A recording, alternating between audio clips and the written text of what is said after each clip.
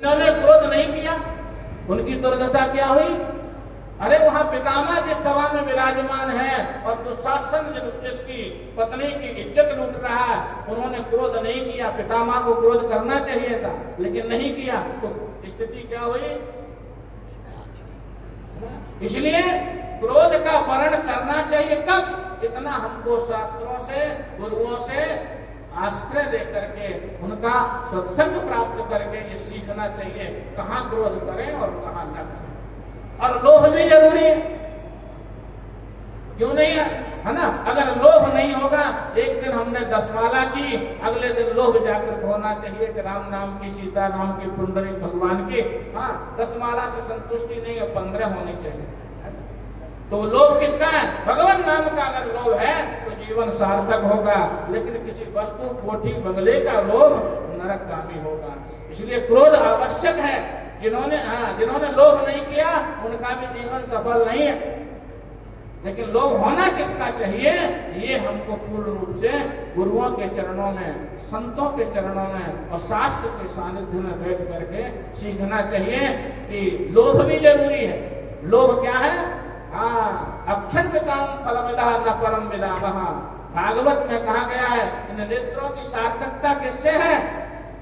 राम के रूप को देखने के, लक्ष्मण के रूप को देखने की, भगवान कृष्ण के रूप को देखने की। अगर उस रूप को नहीं देखा तो इन नेत्रों की क्या सार्थकता? ऐसे नेत्र तो मोर पंख में भी छपे हुए हैं, लेकिन किस काम के? केवल शोभा के लिए है। तो यह कार्यता उनसे चरितार्थ नहीं होती।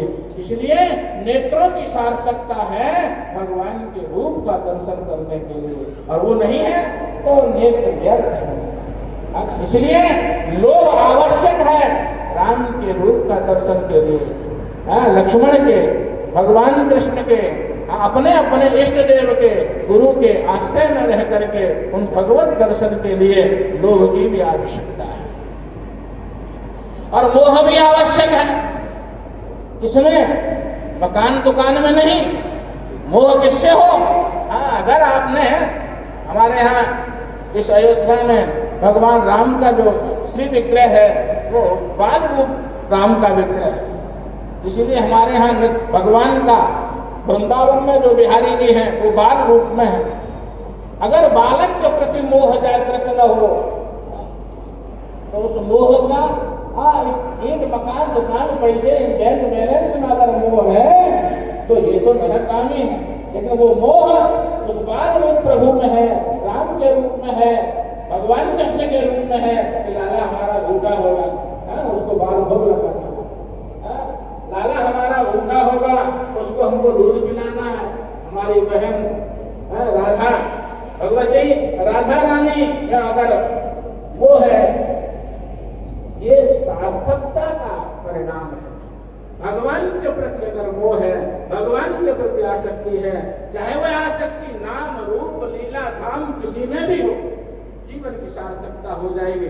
अगर चारों में हो तब तो सर्वोत्तम, अगर एक में भी हो तो भी जीवन की सार्थकता तो हो ही सकती है, हो ही जाएगी। इसलिए बुरा नहीं है, न काम बुरा है न लोभ बुरा है, लेकिन सीमा किसके प्रति हो इसका विचार गुरु के द्वारा, शास्त्र के द्वारा हमको प्राप्त होना चाहिए। अयोध्या क्या है? सप्तपुरियों में प्रथम पुरी है, और जिस अयोध्या में भगवान राम प्रकट हुए हैं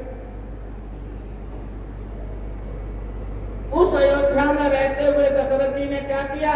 इस अयोध्या की सार्थकता तब तक है जब तक इसमें राम जी विराजमान, और नहीं तो उस अयोध्या का भी जब राम जी ने छोड़ करके वन की ओर गए तो दशरथ जी ने भी उस अयोध्या को स्वीकार नहीं किया, भले ही प्राणों का त्याग कर दिया।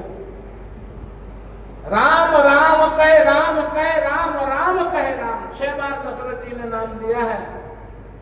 हमारे गुरुदेव कहते हैं 6 बार क्यों, 7 बार क्यों नहीं? तो कहते हैं एक तो लौकिक अर्थ ये है कि आज राम को अयोध्या से जाए वन में 6 दिन हुए हैं, इसलिए दशरथ जी ने 6 बार नाम लिया। एक एक दिन के राम के विरह को भगवान राम के एक एक नाम से अपने विरह की पीड़ा को व्यक्त किया, इसलिए दशरथ जी ने 6 बार नाम लिया। दूसरा अर्थ क्या है कि वो भुवः स्वः जनः तपः सत्यम इत्यादि जो 7 लोक हैं, एक एक नाम राम के नाम से एक एक लोक को पार करते हुए जो 7वां लोक सत्य लोक भगवान का है, वहां दशरथ जी को भगवान ने स्थापित किया। पुत्र के नाम की सार्थकता की, अपने नाम के द्वारा, भगवान राम के नाम के द्वारा दशरथ जी उस सत्य लोक में विराजमान हुए। इसलिए 6 लोकों को पार करके और 7वें लोक में स्वयं स्थित हुए। इसको ब्रह्मलोक सत्य लोक कहा गया है। इसलिए दशरथ जी ने 6 बार नाम लिया। और देखो जी, चित्रकूट क्या है ना? चित्रकूट क्या है? चित्र माने हमारा आपका शरीर, और कूट माना होता है चून, और कूट माना होता है विष, है ना? इस शरीर को देहासक्त से उपरमित होकर के, देहाशक्ति को छोड़ करके हम चित्रकूट का वास करें। अर्थात चित्रकूट क्या है? मिलन की भूमि है। भरत जी ने इस शरीर को, जो कि राम से माता के कारण ही सही, लेकिन माता इतनी सहज नहीं कि राम को छोड़ दे, उसके पीछे भी राम की ही भूमिका है, जिससे कैकेयी को आज ये यश नहीं मिला। कौशल्या को यश मिल गया राम को जन्म देने का, लेकिन कैकेयी को यश नहीं मिला राम को वनवास भेजने का। लेकिन अभिप्राय क्या है? राम जी ही उसमें हेतु है, कैकेयी के द्वारा अपनी वाणी, अपने लिए वनवास मांगने के लिए। राम जी की इच्छा है कि मैं वनवास जाऊं। क्यों? हमारे गुरुदेव कहते हैं, अगर राम जी वनवास नहीं जाते तो अयोध्या में रह करके क्या राम भगवान हैं, उन भगवान को, भगवान भगवत्व को क्या निरूपित कर पाते? भगवान के 6 लक्षण हैं, 6 भग हैं। क्या वो भगवान राम अपने भगवत्ता को निरूपित कर पाते अयोध्या में रह करके? राजा राम हुए, कहीं 11,000 वर्ष तक का साम्राज्य है, कहीं 13,000 वर्ष तक का साम्राज्य प्राप्त किया। वो साम्राज्य की गणना कितनी है? तुलसीदास जी ने तो 10-20 पंक्तियों में ही समाप्त कर दिया। लेकिन उन राम का जो वनवास का चरित्र है, उससे पूरी रामचरितमानस को प्लावित कर दिया। अगर राम वनवास न जाते तो राम का चरित्र 2-4 पन्नों में ही होता, रामचरितमानस में नहीं होता। इसीलिए राम के अगर वनवास की लीला अगर न होती, देखो तो चित्रकूट क्या है? चित्र माने शरीर और कूट माने विष। इस शरीर को विष समझो तब तक, जब तक भगवत मिलन नहीं है। तो अगर इस शरीर से हमने भगवान के मिलन को प्राप्त कर लिया तो इस शरीर की सार्थकता है। चित्र जब तक चित्र रहा, जब तक अयोध्या में रहा, लेकिन जिस समय वह चित्र भरत कूट में जाकर के, चित्रकूट में राम के चरणों में जाकर के आसक्त हो गया, लिपट गया, तो भरत ने अपने शरीर को भगवान के चरणों में सम्मिलित कर दिया। तो उस चित्रकूट की सार्थकता है, प्रेम की भूमि है, समर्पण की भूमि है। इसलिए हमारा आपका शरीर भी ये तब तक इसमें विषाक्त समझो जब तक इसमें राम नाम की बूटी, राम नाम का आश्रय नहीं लिया। अगर नहीं लिया तो ये शरीर क्या है? इसकी संज्ञा है या तो राख में जल, अग्नि में जला दिए जाएंगे, राख हो जाएगी, जल में प्रवाह कर दिया विष्ठा हो जाएगी। क्या इसका मतलब? इसलिए इसकी सार्थकता है अपने आराध्य के आश्रय में रह करके अपने जीवन को सफल बनाएं। यही भरत के चित्रकूट जाने का अभिप्राय है। उन्होंने अपने शरीर को, इस आश्रयभूत शरीर को राम के श्री चरणों में समर्पित कर दिया और वहां से राम आश्रय को प्राप्त करके स्वयं राजा नहीं हुए। राम नहीं आए कोई बात नहीं, लेकिन राम के स्वरूप में पादुकाओं को लेकर के नंदिक ग्राम में स्थापित किया और उनकी आराधना करते हुए अपने जीवन को रखा है। इसलिए मनुष्य शरीर प्राप्त हुआ है, इसकी सार्थकता है राम के चरणों में समर्पित कर देना। अगर नहीं किया तो इसकी कोई सार्थकता नहीं है। एक उदाहरण और देता हूं, चित्रकूट क्या है? बाबा तुलसीदास जी महाराज काशी में वास तो करते हैं और काशी में वास करते हुए विद्याध्ययन भी किया, लेखन भी किया और कभी भी उन्होंने अपने मलमूत्र का त्याग काशी की सीमा में नहीं किया। करने जाते हैं तो गंगा पार करके जाते हैं, और वहां जब मलमूत्र का त्याग करके जाते हैं तो जो पानी लेकर के जाते हैं वो पानी एक बबूल के वृक्ष में डाल देते हैं। उस पर रहता था एक प्रेत।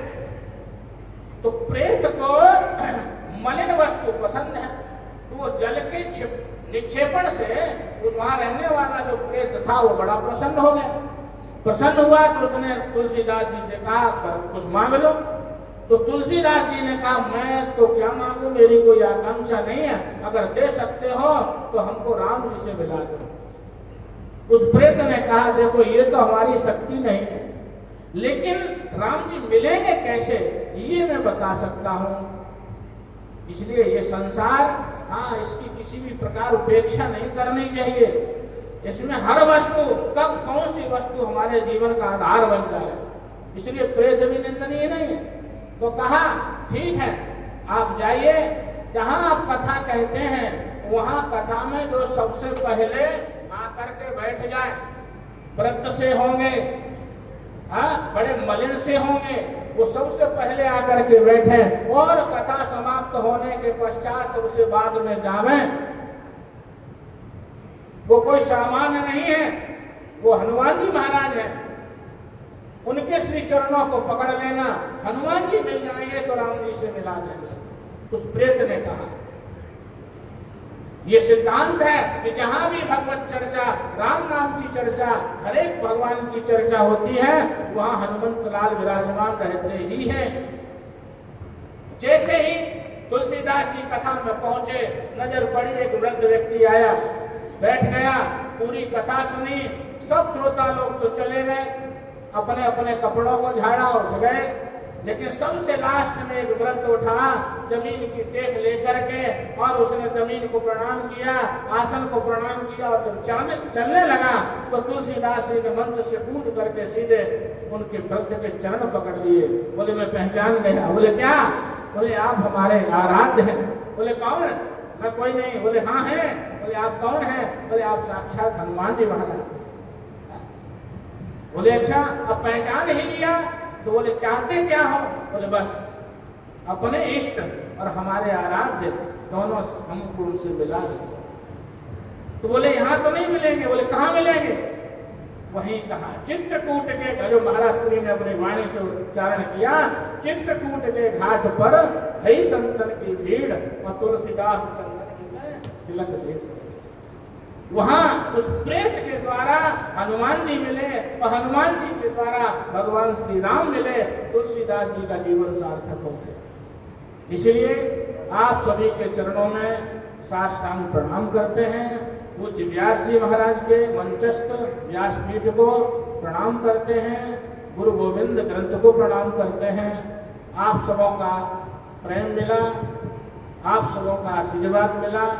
पूज्य महाराज जी से इतना प्रेम, उनके चरणों में मेरा बार बार प्रणाम है। चाहे हमको बालक समझिए या छोटा भाई समझ करके मुझे स्वीकार करिए, और अपना ही समझिए, अपने ही हैं। कोई गलती हुई हो, कोई त्रुटि हुई हो, उसको क्षमा करेंगे। पूज्य चरणों में बारंबार प्रणाम करते हुए भगवान मर्यादा पुरुषोत्तम भगवान राम के श्री चरणों में प्रणाम करते हुए वाणी को विश्राम। बोले राजा रामचंद्र भगवान की, चारों भैयों की, लक्ष्मी स्वरूपा भगवती भक्सीता माता की, हनुमंत लाल की जय। जय श्री सीताराम जय। धन्यवाद महाराज। आपका स्वास्थ्य ठीक न होते हुए भी इतने दूर से आप यहाँ आए, आपका दर्शन हमको मिला, दर्शन और मार्गदर्शन भी मिला। आप प्रयास करके यहाँ आकर हमें उपकृत किया है। हम आपके चरणों में प्रार्थना करते हैं ऐसी ही कृपा दृष्टि हमारे ऊपर निरंतर वृद्धिंगत रहे, ऐसा ही प्रेम आपका हमारे ऊपर निरंतर रहे, ऐसी प्रार्थना करते हुए चरणों में वंदन करते हुए भागवताचार्य श्री प्रणव शास्त्री जी महाराज यानंतर 10 मिनिट आपल्याला आशीर्वचन घेतले. ज्यांना फार कळकळीची भूक लागली असेल सरळ उठून जायला हरकत नाही.